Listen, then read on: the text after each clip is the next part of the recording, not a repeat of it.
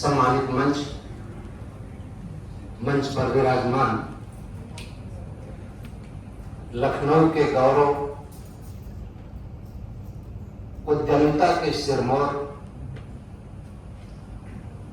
और लखनऊ नवाबों के शहर को निर्माण और स्थापत्य कला से एक नई परिभाषा देने वाले आदरणीय राज्यसभा सांसद मेरे मित्र भाई संजय सेठ जी, मंच पर विराजमान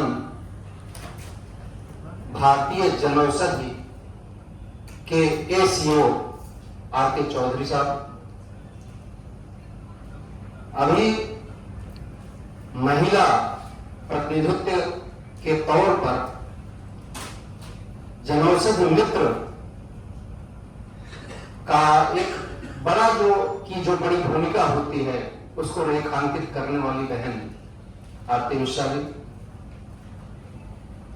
इसको एक चिकित्सक के तौर पर इस अभियान को बहुत ऊंचे आयाम तक पहुंचाने का श्रेय जिनको जाता है, ऐसे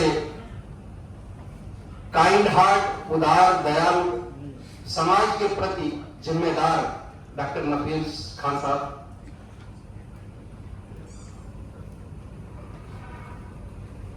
आज हम लोग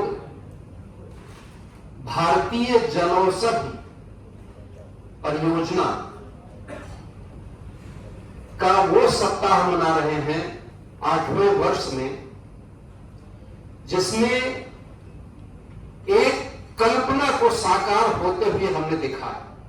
अभी जब आंकड़ों की बात हो रही थी तो गौतम जी ने एक आंकड़ा दिया कि 2014 में भारतीय परिदृश्य में 80 जनौषधि केंद्र थे, लेकिन हमारे नेतृत्व की संकल्प क्षमता, उनकी सोच और देश के उस गरीब तबके को जो बिना दवाइयों के, बिना चिकित्सा के दम तोड़ देता था, उसको भी जीवन देने का काम अगर किसी ने किया तो वो हमारी सरकार के मुखिया आदरणीय प्रधानमंत्री मोदी जी को जाता है, जिनके बारे में शब्द कहते हैं कि मोदी है तो मुमकिन है, और उन्होंने गरीबों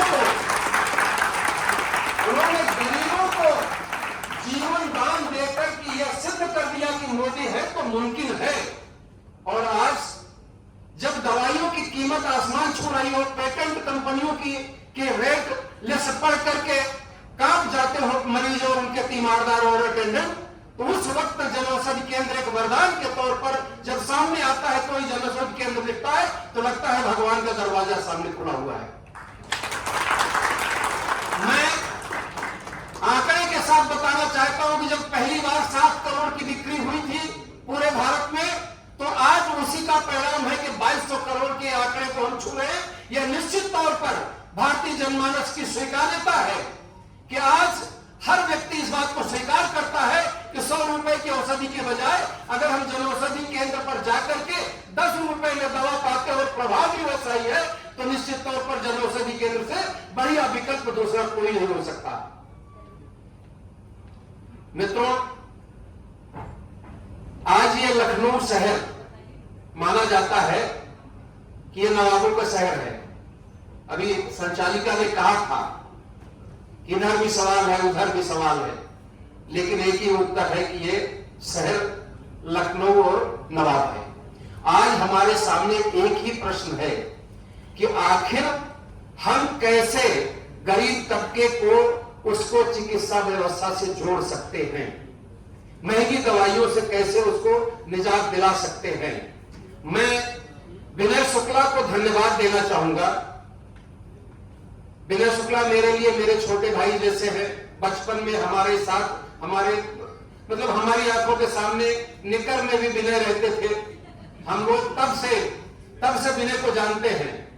विनय ने जिस तरीके से विनम्रता के साथ इस व्यवसाय को समर्पण के तौर पर लिया है, सेवा के तौर पर लिया है, इसको इस तरीके से नहीं लिया है कि हमारे लिए बहुत बड़ी कमाई का जरिया बनेगा। क्योंकि अगर कमाई का जरिया है तो शकुन मेडिकल ग्रुप स्वयं में मेडिकल डिवाइसेस से लेकर के सारी चीजों में वो ग्रुप पहले से ही अपना काम कर रहा है, बड़े पैमाने पर काम कर रहा है, उत्तर भारत में काम कर रहा है। लेकिन जनौषधि को अपना अभियान बना करके सिद्ध किया है कि व्यवसाय के अलावा जनता के प्रति उनकी जन सेवा करने की भी मंशा है विनय को। मैं इसके लिए उनको बधाई देना चाहता हूं और बधाई देना चाहता हूं कि आज जनौषधि के माध्यम से जब हम देश के कोने कोने में मैं एक स्वयं इसका प्रमाण हूं। हमारे यहां प्रतापगढ़ विधानसभा क्षेत्र है मेरा, वहां पर जनौषधि केंद्र नहीं है। मैं 2 पेशेंट ऐसे थे जिनकी स्थिति बहुत ही दयनीय थी और प्रतापगढ़ में जनौषधि केंद्र न होने की वजह से मैं वहां पर, उन लोगों ने कहा कि विधायक जी हमारे पास इतनी महंगी दवा खरीदने की क्षमता नहीं है। तो मुझे याद है महानगर में जनौषधि केंद्र विनय के का है, यहां से मैंने बल्क में दवाई ले जाकर के उन लोगों को दिया था और आज भी लोग जीवित हैं। 6 साल पहले की घटना और आज मैं कह रहा हूं तो लोग कहते हैं कि विधायक जब प्रतापगढ़ में भी एक केंद्र हो गया है, हम लोग वहां पर दवाइयां लेने जाते हैं, कभी कभी नहीं रहती है। गौतम जी ने कहा था कि 400 दवाइयां शुरू में हमारी यहां पर रजिस्टर्ड हुई थी जनौषधि में, लेकिन आज 2400 है। आंकड़ा सही है, 2400 दवाइयां हमारे यहां हैं। मेरा एक अनुरोध है, एसीओ जनौषधि के आर.के. चौधरी साहब भी हैं और अन्य जिम्मेदार लोग हैं। एक ही अनुरोध है कि भाई जनौषधि केंद्र अगर हमारे 18,000 खुल चुके हैं, 80 से 18,000, तो निश्चित तौर पर और संख्या बढ़नी चाहिए। इसका पेनिट्रेशन गांव और ग्राम न्याय पंचायतों तक भी होना चाहिए। जनौषधि केंद्र हमारे उन जगहों पर भी हो जहां पर अभी भी पेटेंट दवाइयों और जेनरिक दवाइयों का अभी भी प्रकोप है, महंगी दवाइयां वहां पर लोग नहीं खरीद पा रहे हैं। इसलिए मैं चाहूंगा कि पहली बार जनौषधि केंद्रों पर जो दवाइयों का अभाव रहता है, ये अक्सर हम भी जब हम कह रहे हैं कि प्रतापगढ़ और लखनऊ या कहीं पर भी ऐसी जगहों पर नहीं है दवाइयां, तो ये सीओ साहब और गौतम जी आप सब लोगों की जिम्मेदारी बनती है कि इसको केंद्र को और हमारे विभाग को अगर जहां कहीं पर भी हो सूचित करके दवाइयों का अभाव नहीं होना चाहिए। ये आग्रह मैं अपने पूरे जनौषधि के अधिकारियों से, सप्लायर से और जो इनके केंद्र हैं उनसे करूंगा। इन्हीं शब्दों के साथ ज्यादा समय न लेकर के एक बार मैं पुनः कहूंगा कि आप लोग इस बात को जरूर कह सकते हैं और ये अगर नारा लगाएंगे तो लगेगा कि भारत की 145 करोड़ में 140 करोड़ जनता निश्चित तौर पर विपन्न और सहाय और दवाओं के अभाव में रहती है। उसके लिए ये उद्घोष होगा।